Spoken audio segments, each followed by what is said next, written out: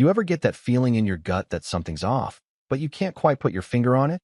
That was me, Lucas, 27, sitting in my apartment a few days before Christmas, staring at my wallet like it had personally betrayed me. I don't normally carry that much cash, but I'd just withdrawn $3,000 in crisp hundreds to give my landlord a final cash payment for the year. I like doing that. Old school, clean break, done and dusted. But when I went to grab the envelope from my desk drawer to head out, it was gone. Not a trace. Not even a bent corner or a stray bill. And here's the thing. I live alone. At first, I thought maybe I'd misplaced it. Maybe I left it in a jacket pocket or accidentally brought it with me to the gym. I tore the place apart. Every drawer, under every cushion, inside old grocery bags, even the freezer because who knows, maybe I blacked out and stuck it next to the frozen peas. But no, it was just gone. $3,000. Poof. I paced the apartment for hours that night, replaying every second of the past few days. Had anyone been over? No.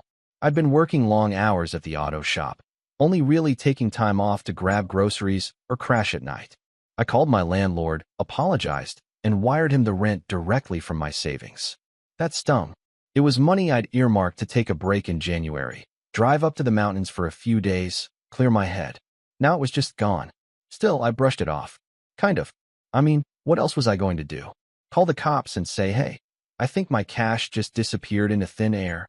Life moves on. Christmas was coming, and I figured I'd just let it go. Not worth ruining the holidays over something I couldn't even prove. Until Christmas dinner. Every year, we do a big family gathering at my parents' place. It's a little chaotic. My older brother Ryan brings his loud opinions, his even louder wife, and their 2 kids who seem to think furniture is for jumping off. My younger sister, Katie, usually shows up late with some boyfriend of the month and spends most of the night scrolling on her phone. And me? I just eat, keep my head down, and try not to get pulled into family politics. But this year felt different. Tense, somehow. Like everyone was in on a joke I hadn't heard yet. My mom was especially sugary sweet when she hugged me at the door, commenting on how tired I looked and how I always worked too hard, which is mom code for, why are you still single and not giving me grandbabies? I smiled, played along, handed over the wine I brought, and settled into the evening. The food was great, as always. My dad had gone full grill master in December again, and the kitchen smelled like rosemary and roast beef. We laughed about Katie's latest Tinder disaster, groaned at Ryan's rant about inflation, and I was just starting to feel like maybe I could enjoy the night without thinking about that missing money when it happened. After dessert, Ryan stood up and tapped his glass like we were at a wedding. I just want to say, he began, holding court with the confidence of someone who's never questioned a single opinion he's ever had, how grateful I am for family, especially this year. It's been tough for a lot of people, but family helps family. That's what matters. I didn't think much of it at first. Typical Ryan. Always got a speech ready, especially if he thinks there's applause at the end. But then he reached into his coat pocket and pulled out a small, shiny box. The kind of box you see in jewelry stores behind glass and security locks. He walked over to Dad and handed it to him. Merry Christmas, old man. Dad opened the box and his eyes widened. Ryan, is this the Omega Seamaster you were eyeing last year? Ryan grinned. $2, $9.95 retail, but you're worth every penny. Everyone gasped. My mom clapped like it was the finale of a game show. Katie let out a dramatic, no freaking way.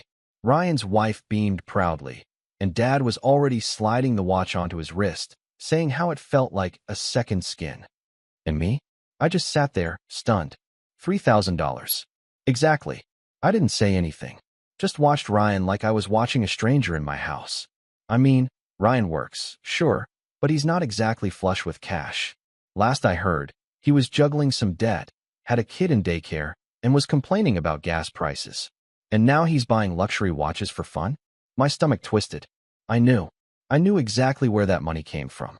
And then, like rubbing salt into a wound, Ryan turned toward me, raised his glass, and said, some of us go the extra mile for family. That's what being a real man is about. The room laughed, not at me, but around me. Like I was invisible. Like I was the footnote in their perfect little holiday. But I smiled. I smiled so wide my jaw hurt. Because in that moment, everything locked into place. His sudden generosity, the smug tone, the fake humility, the speech. The timing. He took it. He stole my money, gave it to Dad, and then wrapped himself in a halo like he was the family savior.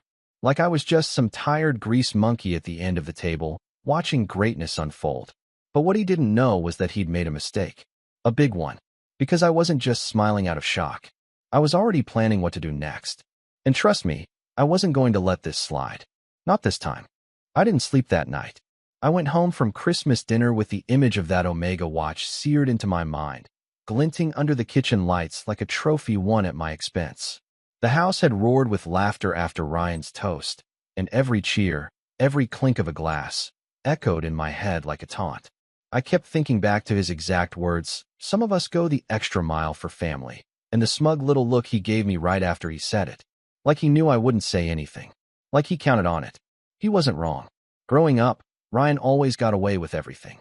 He was the golden child, no matter what he did. He got caught joyriding at 16. Boys will be boys. Failed out of his first semester at college. He's just figuring things out. Meanwhile, I was the one who kept my head down, fixed things when they broke, paid my way through trade school, and helped Dad with yard work every weekend. But somehow, I was always too serious, or too sensitive, or not fun like your brother. I let a lot of things slide over the years. For peace. For family. For my own sanity.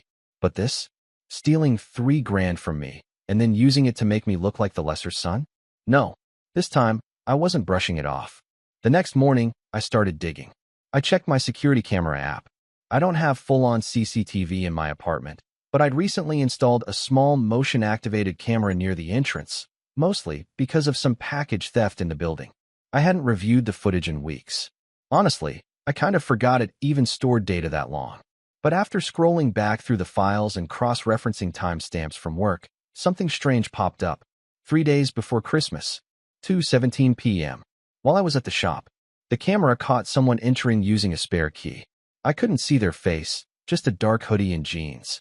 But the figure moved quickly, confidently, heading straight toward the back hallway. Like they knew exactly where to go. That key had been missing for over a year. I kept it in a junk drawer, and one day it was just gone. I figured I'd lost it in the move. Never replaced it because I never thought anyone would actually use it. But now I knew who had it. I called Katie. She always had the best memory in the family and wasn't nearly as loyal to Ryan as the rest. In fact, she kind of hated him, called him a walking ego in cargo pants. I figured if anyone had noticed something, it would be her. "Katie, random question," I said, trying to sound casual.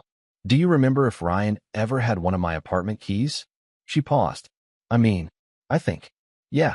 A while ago, Mom said you left a spare at their place before you moved out, and Ryan pocketed it." I asked him why he had it, and he just shrugged. What? I didn't answer her. I just let that sink in. It all made sense. Ryan had the key. Ryan knew I pulled cash every December for rent. Ryan knew my schedule better than I realized. Hell, I'd mentioned working late that day in the family group chat. He walked into my place like it was his own, took the envelope, and walked out without a trace. And then he dressed the whole thing up like a Christmas miracle. And here's the kicker. He didn't need to do it. He could have gotten Dad a tie, or a book, or nothing at all. But he wanted the moment. He wanted the applause. He wanted to make me look small. And he succeeded. For now. After that call, something in me snapped. Not loudly, not all at once, but quietly. A shift. I stopped brushing things off. Stopped giving him the benefit of the doubt. I went silent in the group chat, ignored my mom's "Can you send photos from dinner?" texts, and started watching Ryan like a hawk. I spent the next few days collecting everything I could. I found the receipt for the Omega, posted proudly by Ryan's wife on Instagram, complete with a blurry pic of the watch box and the caption, $3K, well spent. I zoomed in. Bottom corner of the receipt poking out. Timestamp matched the day after the break-in. I downloaded the camera footage and backed it up. I even went as far as checking the audio files from our Christmas dinner. Katie had set her phone to record part of it, so she could make a TikTok later. I got the audio clip of Ryan saying, "Family helps family," and Dad responding, "Wow, must have set you back $3,000," with Ryan laughing and confirming, "Worth every penny. Every penny of my money." Still, I wasn't sure what to do with it all yet. I could have gone nuclear right then. Sent the footage. Exposed him in the group chat. Confronted him outright. But something held me back. Maybe it was pride. Maybe it was the fact that I wanted the right moment, not just any moment. Or maybe I just wanted him to feel what I felt. The betrayal, the disbelief, the sick realization that someone you grew up with could look you in the eye while holding a knife behind their back. And then came the second slap. New Year's Eve. I wasn't planning to go. After the Christmas dinner incident, I figured I'd lay low. But Mom texted saying Dad really wanted all three of us there. Said it would mean a lot. I almost ignored it. Almost. But some part of me wanted to see Ryan again. Face to face. Not out of anger. Yet. But just to confirm he was still walking around like he owned the world. I got there late. The house was packed with family friends, neighbors, people I didn't even recognize. My dad was already a few drinks in, swaying slightly while telling some long-winded story about his college days. Ryan was in the kitchen, center of attention as usual, holding court like he was running for office. "Lucas," he called out the second he saw me. "There he is, the man of the hour." The what? I barely had time to ask before he slapped a hand on my back and grinned at the crowd. "This guy right here, man, hardest working dude I know. He's been helping me out a ton lately." "What?" "Didn't want to brag," he continued, looking smug. "But Lucas actually lent me some cash this month. Real generous of him." The room chuckled. Someone shouted, "Must be nice to have a rich brother." Another voice added, "Man, I need a Lucas in my family." I stood there, jaw tight, as Ryan gave me that same smirk he wore at Christmas dinner. He was mocking me. No, worse. He was claiming the theft as some kind of personal favor I'd offered him, painting himself as both the grateful son and the generous brother, all while making me look like some silent partner in his delusion. That was it. That was the moment I knew this wasn't just about money. It wasn't even about the watch. This was about power, control, image. Ryan wasn't just stealing from me. He was stealing credit. He was rewriting the story in real time, turning my silence into submission. And the longer I let it go, the more people would believe his version. I left that party before midnight. Didn't say goodbye. Didn't grab a plate. Just walked out into the freezing air with my heart thudding and my hands shaking. He crossed the line. I spent the first week of January planning. And then, just when I thought I had seen the worst of it, my mom called me. Not to check in. Not to apologize. But to ask if I'd be willing to help Ryan out again. Apparently, he'd hinted that he was struggling to catch up on bills after being so generous over the holidays, and Mom wanted to know if I could maybe float him a bit more until spring. Float him. Float him. The man who stole from me, lied to me, humiliated me, and my mother wanted me to help him again. I didn't even respond. I just let the silence hang until she muttered, "You don't have to be so cold, Lucas," and hung up. That was the moment I felt it. Not anger. Not sadness. Clarity. I realized then that my family didn't see me. Not really. I was the quiet one.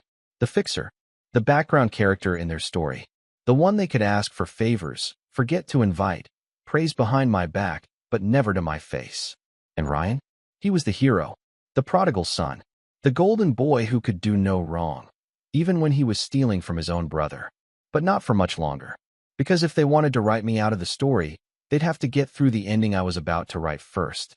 And let's just say, I had plans. I didn't speak to anyone for 2 weeks after that phone call with my mom. Not Katie. Not Dad. Definitely not Ryan. I didn't respond to texts, didn't pick up calls, and when my mom emailed me some inspirational quote about the importance of forgiveness, I didn't even open it. I wasn't angry anymore. That would have been easier, honestly. Anger has heat to it. And heat gives you something to hold on to. But what I felt was colder than that. Numb almost. Like the final thread that had tied me to my family had quietly snapped, and I hadn't even realized how frayed it was until it was gone. And that's when the silence really hit. I'd spent most of my adult life trying to prove I was reliable, that I could be counted on, that I didn't need to shout to be heard. But the truth was, I'd been shouting all along, just more quietly. Showing up, fixing things, saying yes when I wanted to say no, staying late to help Dad replace the deck, letting Mom vent about Ryan's latest drama, giving Katie rides after her car died. Little things, endless things, but none of it ever changed the way they saw me. Not really. And now that I'd stopped, no one noticed. The first week of January passed, then the second. No one called just to check on me. No one asked how I was doing. I wasn't angry about it. I just finally saw it for what it was. I'd been convenient. A background character in their little drama. And now that I'd stepped out of frame, the scene went on without me. It should have broken me. And for a while, it almost did. I'd go to work at the auto shop, come home, heat up leftovers, and just sit. Not sad, not energized, just drifting. I even started skipping the gym, which I hadn't done since I was 23 and broke my ankle. I stopped shaving, stopped replying to group texts from friends. At one point, I spent 3 straight hours watching condensation drip down a window pane like it held the secrets of the universe. That was probably the low point. But here's the thing about rock bottom. It's a foundation. Once you hit it, there's nowhere to go but up. Slowly, quietly, one brick at a time. And for me, that first brick came in the form of a phone call. Not from my family. From Dave, the guy who owned the shop where I worked. He was blunt as always. "You okay, man? You look like someone ran over your dog." "Yeah, I lied. Just tired." "You've been just tired for a month. Either you're depressed, or you've joined a fight club and you're too tired to swing." I snorted. It was the first time I'd laughed in weeks. "You know," he continued, "you ever thought about opening your own place?" That stopped me cold. "What? You're good," he said, matter of fact. "Clients like you. You're organized. You don't cut corners. You don't complain. I've had 3 customers ask if you do side gigs. You've got a reputation." I blinked. "I mean, yeah, I've done some stuff on the side. Oil changes, detailing." "You've got the work ethic," he said. "You just need the guts." That conversation stuck with me. I'd always joked about opening my own garage one day, but it felt like a pipe dream. Like something guys say over beers and never follow through on. But the idea, it lingered. And suddenly, I wasn't just drifting anymore. I had something to think about. Something that wasn't my brother or my family or that damn watch. I started researching during lunch breaks. How much it would cost to lease a small unit. What kind of equipment I'd need. Startup loans. Zoning permits. I stayed up late watching videos about other guys who started out with just a few tools and built 6-figure repair businesses from scratch. It wasn't about money. It was about building something that was mine. No one could take credit. No one could reframe the narrative. No one could walk in and twist it into some family fairy tale.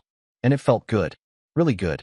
One night, I found an old spiral notebook in a drawer, left over from my trade school days, and started jotting down ideas. A logo. A name. Precision Auto was the first one I liked, but it felt too generic. Lucas Garage felt a little too self-indulgent. But then I thought of something my dad used to say when I was a kid, back when he actually paid attention to me. Good mechanics don't fix cars. They earn trust. So I scribbled down, earned. Simple. Clean. Honest. It felt right. Over the next few weeks, I kept working. Quietly. I saved every dollar I could. Took extra shifts. Started saying yes to more side gigs. Detailing, battery swaps, even home service calls for people who couldn't get to the shop. I drove out to one guy's farm 40 minutes away just to patch up a busted axle. By the time I left, he handed me a $200 tip and said, "You're going to go far, kid." For the first time in a long time, I believed it. Meanwhile, my family stayed silent. Katie posted Instagram stories from her ski trip with Connor number 5. Mom uploaded throwback photos captioned, "So blessed." And Ryan posted a video of him clinking glasses with Dad, the Omega front and center on his wrist. No one asked where I was, and I was done waiting for them to. In mid-February, I found a tiny garage for lease 20 minutes outside the city. Nothing fancy. 2 bays. Cracked concrete floors. Old signage from the previous owner still hanging above the entrance. Mix auto. But the bones were good. And the rent? Reasonable. I toured it after work one day. The sun was setting, casting long shadows across the lot, and I just stood there, imagining what it could become. A real business. My business. I took a photo. I didn't send it to anyone. It was just for me. By March, I pulled together enough for the first and last month's rent. Dave gave me his blessing, even offered to sell me some used equipment for cheap. "Consider it a down payment on your future," he said, shaking my hand. I didn't realize how emotional that would make me feel, having someone believe in me without a hidden agenda. I signed the lease on a Thursday. That night, I opened a fresh page in my old notebook and wrote, "Day 1, Earn Garage is real." I slept better than I had in months. The next few weeks were a blur. I cleaned out the bays, painted the walls, bought a pressure washer off Craigslist, and spent way too much money on a decent compressor. But it felt right. Like I was finally building something that couldn't be taken from me. And the best part? I didn't tell my family. Not out of spite. Out of peace. Because this wasn't about proving them wrong anymore. This was about proving me right. Still, I won't lie. Some part of me wanted them to find out. To see what I'd built without them. To realize they'd ignored the one son who never asked for anything but gave everything. To watch their golden child squirm when he realized I was no longer in the background. But I was patient. Because revenge isn't always loud. Sometimes it's quiet, methodical, slow. And sometimes, the best way to win is to build something so undeniable they can't ignore it anymore, even if they want to. But fate? Fate had other plans. Because just when I thought I'd found peace, a message popped up on my phone. From Katie. Just 5 words. You need to see this. The message from Katie sat on my lock screen for a solid minute before I even unlocked the phone. I just stared at it. You need to see this. I hadn't heard from her in weeks. Not since our brief conversation about the spare key. Not since Christmas dinner imploded silently in my chest and took every thread of family loyalty down with it. So for her to suddenly reach out now? Yeah, I felt it in my gut. This wasn't going to be a check-in. I opened the message. It was a screenshot. A Facebook post from Ryan's wife. Proud of my man. Ryan just landed a new consulting gig. Big boy moves coming. Attached to it was a photo. Ryan in a cheap suit. Clearly taken in their kitchen, arms crossed like he was on the cover of Forbes. But what caught my attention wasn't the post. It was a comment, just a few down from the top. Uncle David, congrats. Didn't know you were still doing consulting. Thought you were having money issues with that loan you took from Lucas. I froze. I hadn't told anyone about that. Because I never gave him a loan. I never said a word about the theft. Never corrected the lie he spun at New Year's. But clearly, Ryan was running with the narrative. And not just within the family. He was expanding it.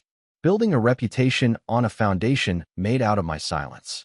Telling people that I'd helped him out, that he was bouncing back, and that I had lent him $3,000. My chest burned. That sick feeling crawled up the back of my neck again. But this time it wasn't helpless. It was fuel. I called Katie. She picked up on the first ring. You saw it. Oh, I saw it. I said, keeping my voice steady. I wasn't sure if I should send it, she admitted. But after everything, it felt gross. Like he's using your name to make himself look good. He is. There was a beat of silence between us. You're gonna do something, aren't you? She asked. I didn't answer right away, but I already knew the answer. Yeah, I was going to do something. And this time, I was going to do it right. Revenge isn't about blowing things up in one glorious moment of rage. It's about precision, timing, control. And now, for the first time in my life, I had all 3. The first thing I did was set the stage. By now, Earned Garage was officially open. The paperwork was processed. Business account set up. I even had a clean little logo stenciled onto the garage door in deep navy paint, with the tagline underneath, "Trust isn't given. It's earned." Every time I opened that garage in the morning, I felt like I was breathing deeper. And the work started coming in. Word of mouth spread fast, especially with the help of a few loyal customers from Dave's shop who were happy to follow me over. Dave himself even gave me a shout out on Facebook and sent a couple referrals my way. I wasn't rolling in money yet, but I was making enough to keep the lights on and slowly build a reputation. I stayed quiet about it publicly. No flashy social posts. No boasting. I didn't want my family catching wind of it yet. Not until I was ready. That came soon enough. In early April, Katie texted me again. FYI, Ryan's throwing a birthday party for Dad next weekend. Some kind of special celebration. You're invited. I laughed. Of course I was. It was perfect. A party. At Ryan's place. A chance to gather the entire extended family in one space, under the pretense of celebrating Dad, and the golden boy would be hosting. The same golden boy who stole from me, spun a lie, and rode it straight into self-made legend status. And now, everyone would be there. Laughing, toasting, listening. It would be the perfect place to show them who he really was. But I wasn't going to walk in and shout. That's not how I work. I needed to be strategic. So I started gathering evidence. Over the next few days, I pieced together the full timeline. The security footage from my hallway, clear timestamp, clear break-in. The receipt photo from Ryan's wife's Instagram, same date, matching value. The audio from Christmas dinner. Katie sent me the full file. I clipped the part where Ryan said, "Some of us go the extra mile for family," followed by Dad saying, "Must have cost you $3,000," and Ryan laughing and saying, "Worth every penny." I also printed out a copy of my bank statement from December, showing the withdrawal. And then I printed out a new one. This one from April, showing a deposit. Because I'd finally gotten back on my feet financially. More than that, I was ahead. My little shop? It was starting to thrive. I'd saved enough that the money Ryan stole from me had finally been replaced. And now it was time to use it. Not for revenge. For leverage. The next step was Katie. I met her at a coffee shop a few days before the party. She looked tired. Maybe from school, maybe from years of being overlooked like me. But when she saw the folder I placed on the table, her eyes widened. "This is all from your apartment?" "Yep." She flipped through the photos, the printed screenshots, the audio transcript. Her mouth pressed into a hard line. "This is messed up," she whispered. "Like, criminally messed up." I nodded. "You really going to show this at the party?" "Not exactly." Katie looked at me, confused. "Then what?" "I'm going to let him show it." I explained my plan. She didn't interrupt once. And when I was done, she sat back and smiled for the first time in weeks. "Damn," she said. "You earned that one." The party was exactly what I expected. Ryan's house was done up like a mid-tier wedding venue. Balloons, streamers, a giant "Happy Birthday, Dad" banner that somehow managed to include a hashtag. Ryan greeted people at the door like a hotel concierge, shaking hands and pointing toward the drink station. I showed up exactly 15 minutes late. Calculated. Enough to draw attention without seeming like I wanted it. Ryan greeted me with his usual fake warmth. "Look who showed up. Man, we were just talking about you." "I bet you were," I said with a polite smile. I handed him a small gift bag. Inside, just a mug that said #1 Dad. Harmless. Generic. Enough to blend in. The living room was full. Cousins, uncles, neighbors. Everyone sipping wine or hovering around cheese platters. I spotted my mom by the fireplace, deep in conversation with Aunt Lynn, and Dad in the backyard near the grill, his precious Omega watch glinting in the sunlight. Everything was perfectly staged. Now I just needed the moment. I waited until dinner. Ryan gathered everyone to make a speech before cake, because of course he did. He stood at the head of the table, holding a glass of champagne, Dad beside him, hand on his shoulder. "Just want to say how proud I am to host this," Ryan began. "It's been a great year, and none of it would have been possible without my family's support. Especially Lucas." The crowd turned toward me. I raised my eyebrows like I was caught off guard. "Yeah," Ryan continued, "this guy's been my rock. When things were tough last winter, he stepped up without hesitation. I don't know many people who'd give a loan like that. No questions asked." People clapped. Katie snorted from her seat. I stayed quiet. "And that's what family is, right?" Ryan continued. "Helping each other. No ego, no drama. Just support." The moment was almost here. Just as he raised his glass for a toast, Katie stood up. "Actually," she said loudly, "there was a little drama." The room went dead silent. Ryan's smile twitched. "Katie, sorry," she said, stepping forward, holding her phone. "I just think if we're going to talk about honesty and support, maybe we should hear all sides of the story." She tapped her phone. The audio played. Clear. Unedited. Ryan's voice. "Some of us go the extra mile for family." Dad's voice. "Wow, must have cost you $3,000. Ryan's laugh. "Worth every penny." The silence in the room was nuclear. And I was just getting started. The audio finished playing, and for a moment, it felt like the entire house forgot how to breathe. The last echo of Ryan's laughter lingered in the air, bouncing off the party decorations and the frozen expressions around the dining room. Every face in that room, family, friends, neighbors, was staring at either Katie, still standing confidently with her phone in hand, or me. I didn't stand up. I didn't need to. I just looked at Ryan. His face was tight. The charming host mask had slipped. His hand was still frozen mid-toast, champagne glass trembling slightly. And that's when I finally rose from my chair. I didn't raise my voice. I didn't scream. I just spoke. $3,000, I said, calmly, addressing no one and everyone at the same time. That's how much I pulled in cash from my bank on December 20th. I kept it in an envelope in my desk drawer because I was going to pay my landlord in person like I do every December. But on December 21st, while I was at work, someone entered my apartment using a spare key that had been missing for over a year. I turned to face my dad. "You remember that, don't you? You had a key to my place when I first moved out, and I was told it got lost." He nodded, confused. I held up a printed photo, blown up just enough for the people nearby to see. A grainy image from my apartment hallway security cam. A hooded figure entering with a key. Not enough to show a face, but the build, the walk. It screamed Ryan. This is the guy who took that money, I continued. He knew exactly when I'd be gone. He knew where I kept things. And the next day, on December 22nd, this same guy walked into an Omega boutique and spent almost exactly $3,000 on a luxury watch. I pulled out a second printout, the screenshot of Ryan's wife's Instagram story. She posted this, with the receipt in the corner. Time-stamped. Same day. A murmur rippled through the crowd. A few people whispered. Someone even gasped. I turned to Ryan. That money wasn't a gift. It wasn't a loan. You stole it. And then you used it to buy Dad a watch so you could stand in front of everyone and make yourself look like the hero. He was red now, jaw clenched, sweat beading at his hairline. But still he tried. You can't prove it was me in that video, he snapped. That could be anyone. I thought you might say that, I replied. So I brought something else. I reached into my bag and pulled out a small binder.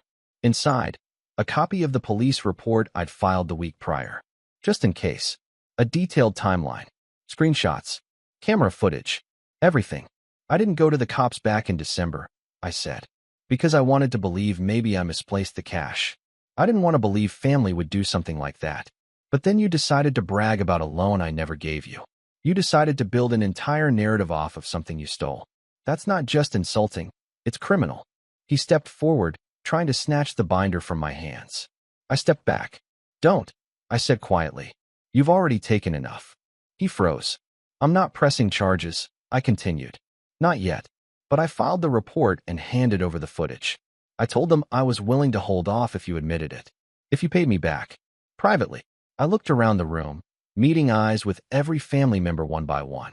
But since you decided to keep lying, and since everyone here was dragged into that lie, every uncle, every cousin, even Dad, I figured it was only fair they know the truth. Ryan's wife looked like she was about to vomit.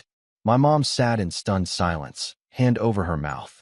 Katie moved next to me, not saying a word, just standing there like the world's most silent mic drop. Dad was the first to speak. Ryan, he said slowly, turning toward him, is it true?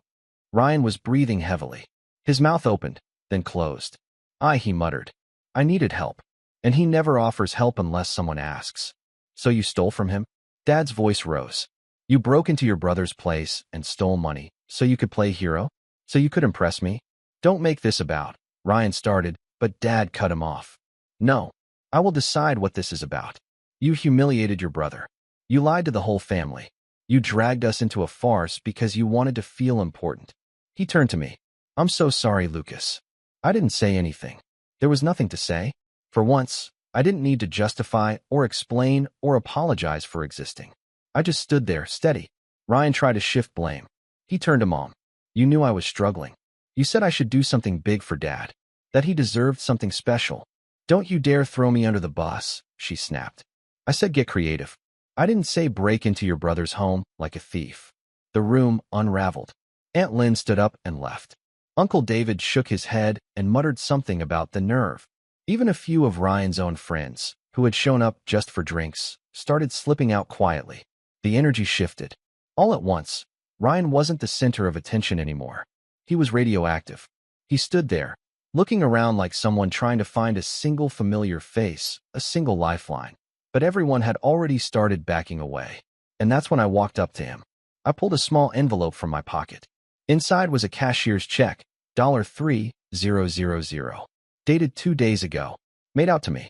This is your chance, I said, handing it to him. Repay what you stole. Not just the money, the respect.